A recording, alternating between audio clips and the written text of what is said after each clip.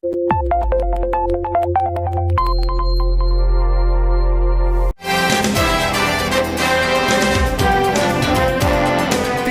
Metropolitano, onde nossa gente é destaque.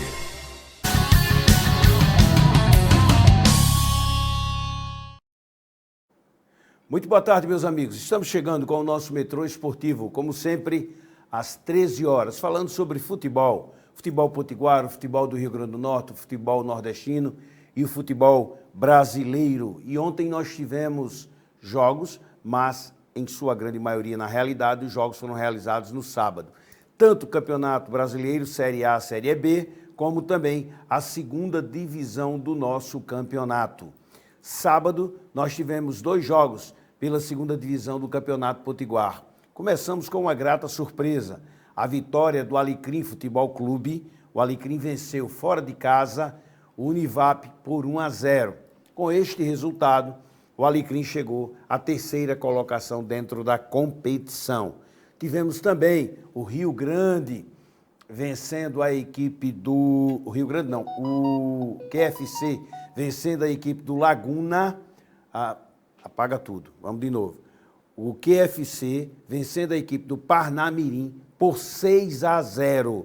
E ontem tivemos o Rio Grande vencendo o Laguna por 1-0. Campeonato estadual. Com estes resultados, o Quinho permanece na liderança, 14 pontos. O Rio Grande vem na 2ª colocação, com 13 pontos. O Alecrim é hoje o 3º colocado, com 10 pontos. E o Laguna caiu para a 4ª colocação, com 9 pontos. Univap tem 6 pontos, está eliminado da competição. E o Parnamirim, pasmem, não venceu nenhuma partida ainda.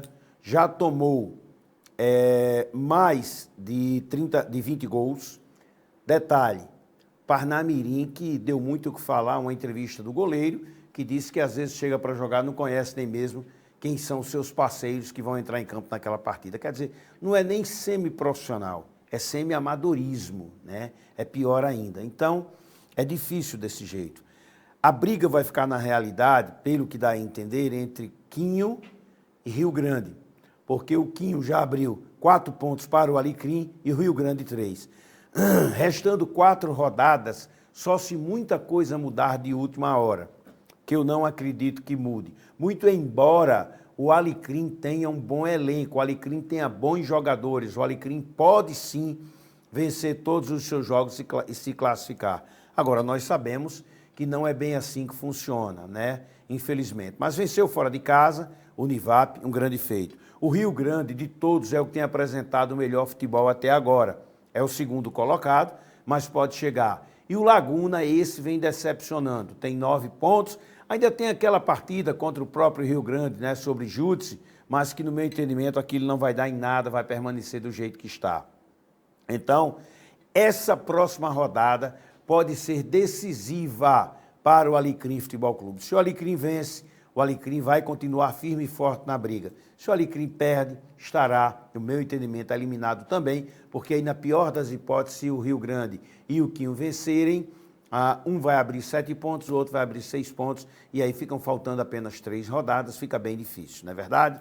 Mas aguardemos para ver isso aí. Falamos de Série B do Campeonato Estadual, vamos falar de Série B do Campeonato Brasileiro, aonde tivemos algumas surpresas boas, como, por exemplo, a vitória do Ceará por 2-1 sobre o Paysandu. Com este resultado, o Ceará chegou à 5ª colocação e está apenas a 3 pontos, 3 pontos, é isso mesmo, do 4º colocado, que é o Mirassol, que venceu a Ponte Preta. Com este resultado do Ceará, o Vila Nova, que vinha até então brigando ali na parte de cima da tabela, caiu para a 6ª colocação. Parece que o Vila Nova sofre daquele mal, né, que já vem acontecendo com alguns clubes há algum tempo. Você é um dos primeiros colocados, quando chega na reta final, você cai assustadoramente. O ano passado, Vila Nova, vocês lembram, tinha tudo para se classificar para a Série A e perdeu aqui para o ABC Futebol Clube.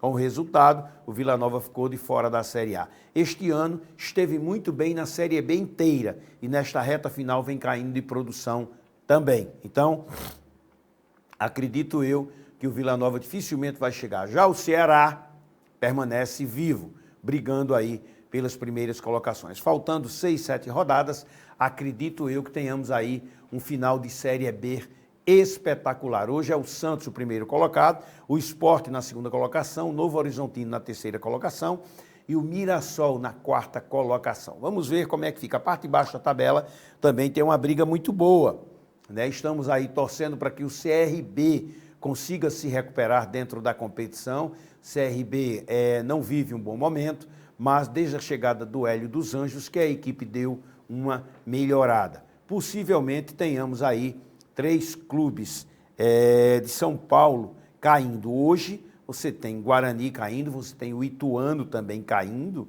né? O Brusque de Santa Catarina e vem aquela briga pela última colocação. Qual será esse quarto colocado?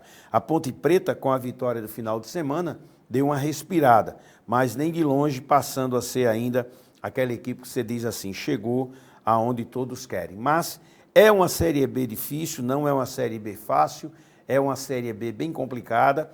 Quem surpreende positivamente é o Operário do Paraná, faz uma belíssima campanha, então muito bom para o Operário fazer essa campanha que vem fazendo. Eu continuo acreditando muito que tenhamos aí jogos bem difíceis nessa reta final agora, onde todo mundo quer chegar e ninguém na realidade está querendo cair. Mas 4 cairão, 4 subirão e 4 cairão. Vamos ver como é que fica a situação, tá? Na parte de cima, como eu falei, Santos, Sport, Mirassol, Novo Horizontino, com Ceará na quinta colocação. E lá na parte de baixo, como eu havia falado também, o outro paulista que está numa situação complicada é o Botafogo de São Paulo. A Ponte Preta saiu da zona de rebaixamento, mas o Botafogo de São Paulo entrou. Então você tem Botafogo de São Paulo, Ituano e Guarani, 3 paulistas além do Brusque de Santa Catarina na parte de baixo da tabela. Vamos ver, vamos ver. O CRB hoje, se vencer a sua partida, o CRB dá uma descolada e quem sabe aí se livre do rebaixamento. Todos nós torcemos porque é um clube nordestino, clube tradicional, dos últimos 20 anos participou de 19 Série B, caiu apenas uma única vez a equipe alvirrubra da cidade de Maceió. Vamos pular direto para a Série A, porque na Série A nós tivemos alguns jogos e alguns jogos bem interessantes na realidade nesse final de semana. Hoje nós teremos o complemento da rodada, com mais 2 partidas. Teremos o Cuiabá jogando contra o Corinthians e teremos o Vasco da Gama recebendo o Bahia. Vasco da Gama, que vem numa recuperação muito boa. Não fez um bom jogo sexta-feira contra a equipe do Cuiabá, mesmo assim venceu a partida por 1-0. Um golzinho chorado, mas valeu até demais. Hoje nós temos o Atlético Goianiense na última colocação, com apenas 22 pontos. Temos o Cuiabá com 27. No meu entendimento, esses 2 já caíram. Tá? Para mim, esses 2 aí não tem como se recuperar mais, até porque não vem apresentando bom futebol nenhum, nem outros. O Corinthians tem 32 pontos. Agora, vejam só, se o Corinthians vence esse jogo de hoje, o Corinthians não só sai da zona de rebaixamento, como vai para a 13ª colocação. 13ª colocação, se vencer a partida de hoje. Olha que pulo dará o Corinthians se conseguir uma vitória hoje. E o Juventude, que foi garfado no último sábado, é o primeiro dentro da zona com 34 pontos. Tá? Eu vou chegar já já nesse jogo do Juventude contra o Flamengo. Na parte de cima da tabela, nós temos o Botafogo, que abriu 3 pontos para o Palmeiras. Por que abriu 3 pontos? Porque o Botafogo venceu o Bragantino fora de casa e o Palmeiras apenas empatou dentro de casa com a equipe do Fortaleza. Aliás, é outro jogo também que teve muita polêmica e que eu falo já já sobre isso. Fortaleza permanece na 3ª colocação com 57 pontos e o Flamengo, com a vitória sobre o Juventude, é o 4º colocado com 54 pontos. O Internacional vem numa grande recuperação, está a 11 jogos sem perder, é o 5º colocado com 52 pontos. E o São Paulo, que vem claudicando, né, alternando aí boas partidas com partidas ruins, apenas empatou com o Criciúma, é o 6º colocado, o Bahia na 7ª colocação. O Cruzeiro, desde que Fernando Diniz chegou, ainda não disse para que foi, é o 8º colocado com 44 pontos. Atlético Mineiro, que perdeu ontem dentro de casa para o Internacional, tem 41. E o Vasco da Gama tem 40 pontos na 10ª colocação. No meu entendimento, do Vasco para cima, dificilmente cai mais alguém, a não ser que perca todos os seus jogos. Agora, do Vasco para baixo, no caso do Grêmio, que é o 11º, aí sim todo mundo ainda tem possibilidade de queda. Vamos falar jogo a jogo, porque nós tivemos no sábado jogos polêmicos, como por exemplo, na vitória do Flamengo por 4-2 sobre o Juventude. Eu assisti esse jogo na íntegra, o pênalti marcado em cima do Gerson é aquela coisa que você chama de absurdo, do absurdo, do absurdo. O Gerson se joga sobre o jogador do Juventude e o árbitro em cima do lance marca pênalti. E o pior, o VAR nem chama para dizer, amigo, não foi pênalti não, foi Gerson quem se jogou em cima do jogador de Juventude. Pênalti marcado, Gabigol, que não fazia um gol desde junho, foi lá, bateu, ele bate muito bem pênaltis e marcou o gol do Flamengo. Aí o Juventude faz o segundo gol, pressiona o Flamengo. O que faz o árbitro? Expulsa Nenê de campo. Aí você vai dizer, Nenê agrediu alguém? Nenê chutou alguém? Não. Nenê se dirigiu ao árbitro, segundo o árbitro, se dirigiu com palavras ásperas. Porém, quando puxaram, né, as câmeras viram que não houve nada disso, não. Então é muito complicado, você sabe, porque os árbitros têm uma história de reciclagem. Sabe o que é que eles chamam de reciclagem? É o cara passar 15 dias fazendo um curso dentro da CBF, como se isso fosse mudar, por exemplo, a formação do cara. Isso não muda em nada. Se o cara torce, se o cara apita com a camisa por baixo, ele vai chegar no próximo jogo e vai fazer do mesmo jeito. Incrível. Mas, muito prejudicada a equipe do Juventude, e o Flamengo, mais uma vez, foi bastante ajudado pela arbitragem. No jogo do Palmeiras com o Fortaleza, tivemos a mesma situação. 2 pênaltis por Palmeiras, sendo um deles uma coisa assim absurda, que ninguém daria aquele pênalti. Mas o árbitro, em cima do lance, marcou. E com um detalhe, desculpa, nesse jogo do Palmeiras, o árbitro do VAR era o Potiguar, né? O nosso Potiguar aqui, e com isso, pelas informações, todos foram afastados, né? Não sei se na realidade vai dar em alguma coisa. Afastam os árbitros. E mais nada, fica por isso mesmo. Por que você, quando joga contra o menor, você necessariamente tem que vencer? Se você não jogar bola, você não tem que vencer. O Everton, goleiro do Palmeiras, por exemplo. No gol do Fortaleza, o Pikachu foi buscar a bola dentro das redes. E simplesmente o Everton empurrou o Pikachu, e Pikachu bateu com a cabeça na câmera que fica grudada, presa ali às redes. O que aconteceu? Abriu o supercílio do Pikachu. O árbitro nem amarelo deu para o Everton goleiro, que era caso de expulsão na realidade, porque a partida estava em andamento, então caberia a expulsão tranquilamente. O VAR nem chamou para mostrar a ele a cena que aconteceu. É incrível, é incrível. Se fosse o inverso, se esse jogo fosse Fortaleza, podem ter certeza que ele teria expulsado o goleiro do Fortaleza. Mas é aquilo que eu digo, parece que os caras fazem proposital. É impressionante. E o outro jogo que chamou muito a atenção, por um fato isolado e inusitado, foi na partida do Atlético Paranaense contra o Cruzeiro. Pasmem, com 7 segundos de jogo, alguns cronometraram 4, né? Mas outros cronometraram 7. O atacante do Cruzeiro foi expulso de campo por uma cotovelada, é isso mesmo que vocês estão ouvindo, tá? Por uma cotovelada no zagueiro da equipe do Atlético Paranaense. O lance, ele é muito claro, é porque nós, infelizmente, não pudemos mostrar o lance aqui. Se nós pudéssemos mostrar, seria muito legal, mas nós não pudemos mostrar os lances porque essas imagens pertencem à Rede Globo. Mas é impressionante. Eu fico assim, sabe, pasmo quando você vê determinadas coisas. Quando você olha na realidade um lance daquele, não tem como você não dizer que a casa de apostas está ali dentro. Porque, cara, como é que você, quando se bate o centro, o time da casa, o Atlético Paranaense, bateu o centro, se recua a bola para o zagueiro e simplesmente o atacante vai lá e dá uma cotovelada sem bola, sem nada.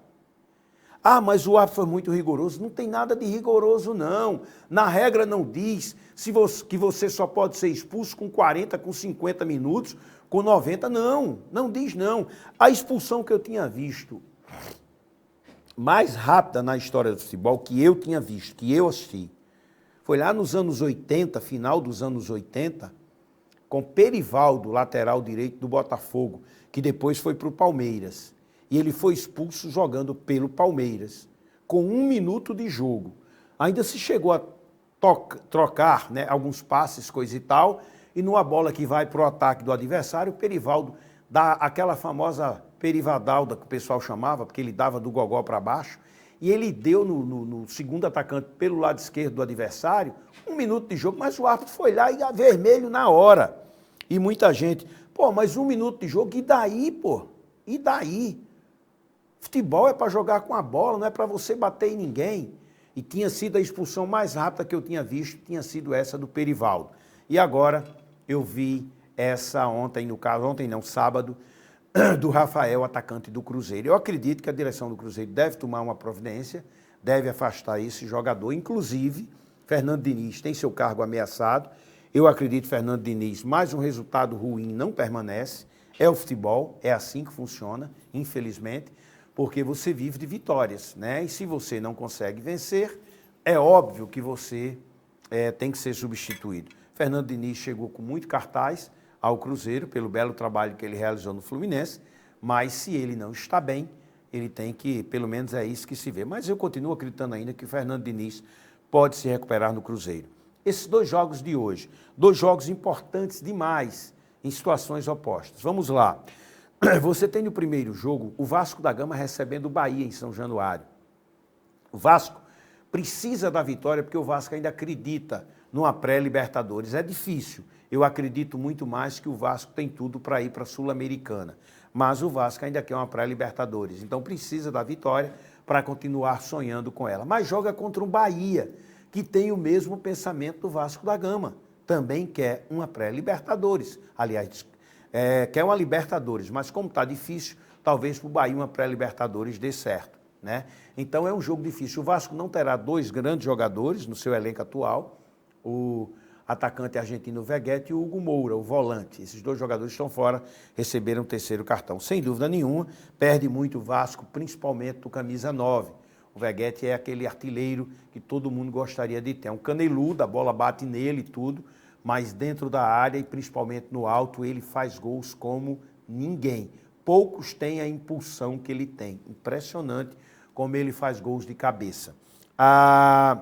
Já no Bahia, Rogério Ceni muito pressionado, o pessoal chia uma barbaridade, né, com o Rogério Ceni e chia com razão, né? Então vamos ver como é que fica, né, essa situação do Rogério Ceni e do Bahia. Não sei se na realidade isso será possível ainda de uma vitória do Bahia continuar acreditando, né, que pode chegar um pouco mais longe. Mas eu confesso a vocês que não vejo o Bahia como sendo essa equipe tão forte assim que consiga chegar. Mas aguardemos, vamos ver como é que fica, tá bom? Pessoal, hoje o programa é um pouquinho mais curto, porque o nosso convidado Ricardo Batata, né, não pôde comparecer, mas amanhã estará de volta aqui conosco e nós vamos conversar bastante, tá bom? Muito obrigado a todos vocês, um excelente restinho de tarde. Eu volto às 18 horas com o nosso Nordeste News. Um abraço e até lá.